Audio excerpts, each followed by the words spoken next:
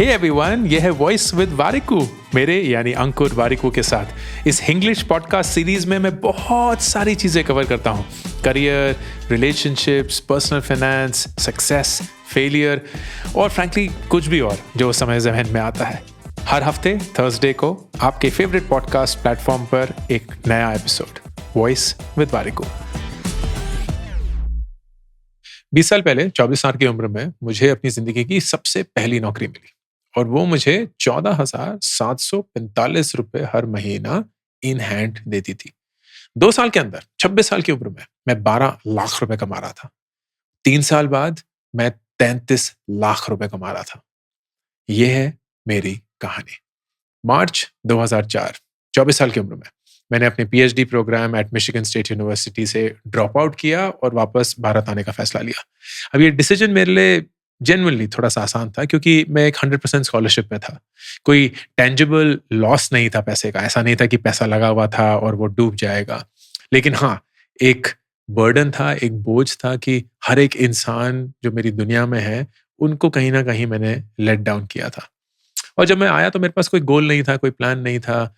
मेरे फ्यूचर में क्या होने वाला है उसका कोई आइडिया नहीं था।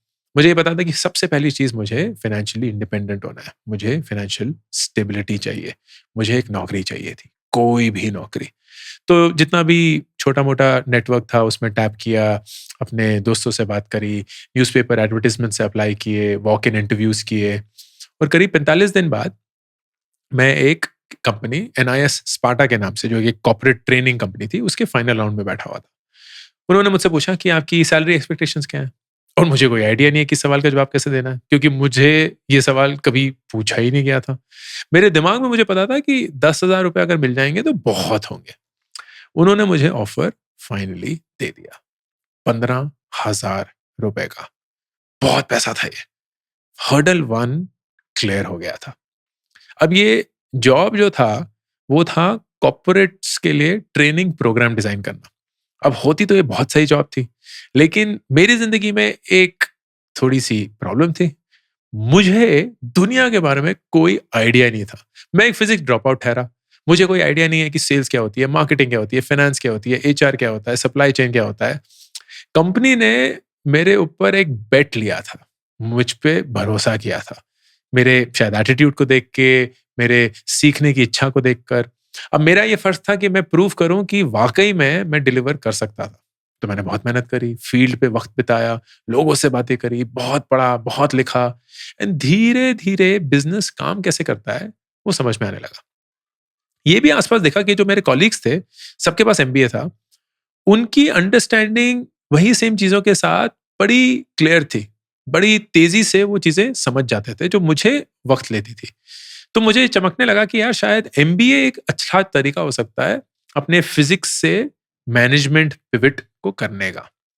लेकिन मैं श्योर नहीं था। 2 साल की जद्दोजहद, पैसा, मेहनत, बहुत ज़्यादा कमिटमेंट लग रहा था एक ऐसी चीज़ के लिए जिससे मैं हाल ही में वाकिफ़ हुआ। And as luck would have it, मैं एक बड़े ही नए स्कूल से वाकिफ़ हुआ।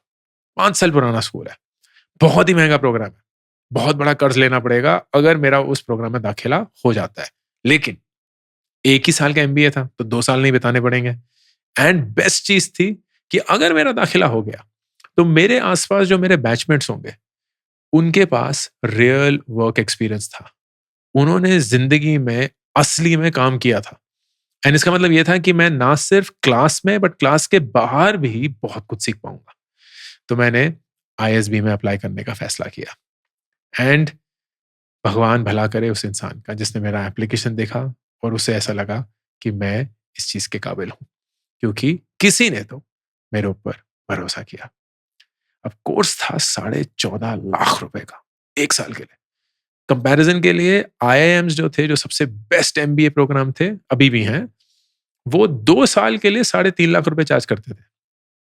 तो अब ज़ाहिर-सी बात है कि क्या यार वर्थ इट है कि नहीं है 14.5 लाख रुपए? मुझे नहीं पता था। तो मैंने एक अलग सवाल पूछा, यार सबसे बुरा क्या हो जाएगा अगर तुम आईएसबी चले गए? अब आईएसबी से पहले मेरी तनख्वाह 15,000 रुपए महीना थी। अगर मैं ये पूरा लोन ले लेता 4.5 लाख का और 10 साल के लिए लेता, तो इसकी ईएमआई बैठती करीब 20,000 रुपए। तो मैंने अपने आप से ये सवाल पूछा कि क्या आईएसबी के बाद मुझे 35,000 रुपए महीने की तनख्वाह मिल जाएगी? 20,000 रुपए लोन चुकाने के लिए और 15,000 रुपए जो मैं पहले ही कमा रहा हूँ? एंड आंसर हाँ था। बस मुझे यही चाहिए था। आईएसबी का बहुत सारे बैंक्स के साथ टाई अप्स था क्योंकि नियरली 90% ऑफ द क्लास जो है वो लोन लेके ही आती है। तो मैंने एसबीआई से अपना लोन लिया जिसके पास मैक्सिमम ड्यूरेशन 10 साल वाला जो ऑप्शन था वो था। हमारे को खानदान का सबसे पहला लोन, क्योंकि इससे पहले कोई लोन देने के लिए तैयार ही नहीं था। हर्डल 2 भी क्लियर हो गया। अब मैं अक्सर ये बोलता हूँ कि आईएसबी में घुसना तो आसान है, बाहर निकलना बहुत मुश्किल है। अब इसका मतलब क्या है? इसका मतलब ये है कि बहुत सारे लोग ना आईएसबी में बहुत सारी एक्सपेक्टेशंस लेके आते हैं क्योंकि वो पहले से कमा रहे होते हैं। तो उनके दिमाग में होता है कि यार 3 गुना, 5 गुना, 10 गुना तो कम से कम करके ही जाना है। मैं यहाँ आ रहा था 35,000 रुपए की नौकरी एक्सपेक्ट करने के लिए। तो इसकी वजह से सरप्राइजिंगली ना चीज़ें मेरे लिए बहुत आसान हो गई। मैंने अपनी क्लासेस को बहुत एन्जॉय किया। मैंने हर एक स्टूडेंट इनिशिएटिव में भाग लिया, अपने बैच को जानने की कोशिश करी और आईएसबी में रहते-रहते एक बड़ा ही कूल प्रोफेशन के बारे में पता चला जिसका नाम है कंसल्टिंग। कंसल्टिंग में आपको बड़े सारे पैसे मिलते हैं। आप बड़े ही समझदार लोगों के साथ काम करते हैं, रियल लाइफ बिज़नेस प्रॉब्लम्स में काम करते हैं और ये जो प्रोजेक्ट्स जो आप काम करते हैं वो हर कुछ महीने चेंज होते रहते हैं। तो मुझे लगा यार ये तो बहुत सही तरीका है अपनी प्रोफेशनल लाइफ स्टार्ट करने का। सीखने को कितना कुछ मिलेगा, पैसे भी कमा लेंगे, अच्छे लोगों के साथ काम भी करेंगे। प्रॉब्लम सिर्फ एक थी कि कंसल्टिंग बड़े ही हाई अचीवर्स को सिलेक्ट करता है और मैं हाई अचीवर नहीं था। जैसे कि आईएसबी में डीन्स लिस्ट नामक एक चीज होती है जो टॉप 10% ऑफ द बैच होता है। तो यूजुअली आईएसबी जो कंसल्टिंग कंपनियां होती हैं वो आईएसबी की डीन्स लिस्ट में से लोगों को सिलेक्ट करती है। अब मैं था आईएसबी के टॉप 15% में। तो क्लियरली अगर मुझे शॉर्टलिस्ट होना था तो मुझे अपना प्रोफाइल बड़े अलग ढंग से बनाना पड़ता। तो मैंने वही किया जो मैं सबसे अच्छा करता हूँ, एक जनरलिस्ट बन गया। मैंने जो अपना टॉप 15% वाला जो प्रोफाइल था उसको मेंटेन करने की कोशिश करी और उसके बाद जो कुछ कर पाया करा। कंपटीशन में भाग ले रहा हूँ, क्लब्स में पार्टिसिपेट कर रहा हूँ, इधर पैर लगा रहा हूँ, उधर हाथ मार रहा हूँ, सब कुछ करने के लिए ताकि ये दिखे कि मैं बहुत कुछ करने के काबिल हूँ। 2 कंसल्टिंग फर्म्स ने मुझे इस बेसिस पे शॉर्टलिस्ट किया, बीसीजी और एटी कार्नी। बीसीजी के इंटरव्यू को तो मैंने पहले राउंड में ही बॉम्ब कर दिया। इतना बुरा गया कि पूछो ही मत। एटी करने का पहला राउंड क्लियर हुआ। दूसरे राउंड में मैंने थोड़ी बहुत गलतियां कर दी। तो इंटरव्यूअर ने मुझसे पूछा कि आप अपने आप को कितना रेट करेंगे अंकुर? मैंने बोला कायदे से 215 और उन्होंने बोला मैं आपकी बात से सहमत हूँ। और वो सुनते ही ना मेरा दिल बैठ गया। मुझे लगा ये भी गया। लेकिन किसी ने तो मेरे ऊपर एक बेट लिया। किसी ने तो भरोसा किया क्योंकि मुझे एक और मौका मिला एमडी ऑफ द फर्म के साथ इंटरव्यू करने का और उस समय फिर मैंने अपना बेस्ट दे दिया एंड वो काम कर गया। मुझे नौकरी मिल गई। आईएसबी के कैंपस की सबसे बेस्ट नौकरी डे 1 पे ही 12 लाख रुपए की तनख्वाह के साथ। हर्डल 3 भी क्लियर हो गया। कंसल्टिंग ने ना मुझे बहुत दिया। मुझे बहुत अकलमंद लोग दिए जिनके साथ मैं काम करता था। मुझे बहुत फैसिनेटिंग प्रोजेक्ट्स दिए जिस पे मैं काम करता था। बहुत इनक्रेडिबल एक्सपीरियंसेस बना पाया और ट्रेनिंग मिली कि केओस में ना स्ट्रक्चर कैसे ढूंढते हैं। मुझे बहुत मजा आया।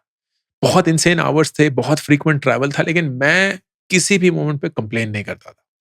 1.5 साल के अंदर ही मेरी प्रमोशन हो गई। Fastest ever in the firm. मेरी सैलरी दुगनी हो गई, 25 लाख रुपए।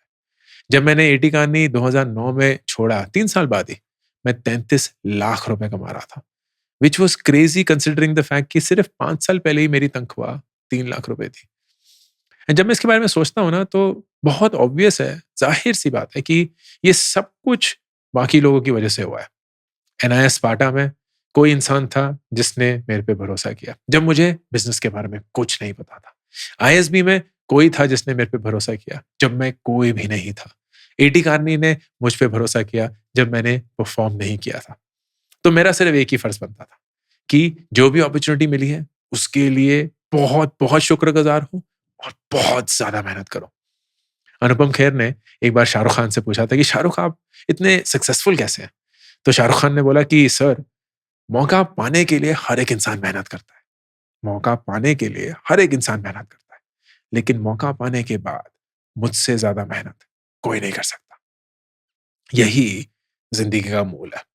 हमें बहुत सारे ऐसे मौके मिलेंगे, जहाँ हम सही जगह पे होंगे, सही वक़्त पे होंगे, बहुत सारे लोगों ने हमारी मदद करी होगी।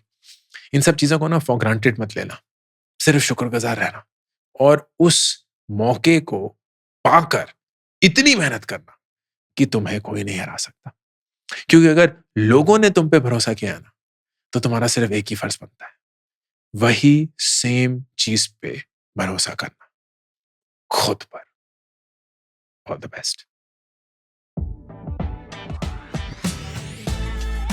अगर आपको इस हफ्ते का एपिसोड अच्छा लगा हो तो प्लीज़ अपने प्लेटफ़ॉर्म पे इसको रिव्यू करना मत भूलिएगा and do subscribe to Voice with Warikoo.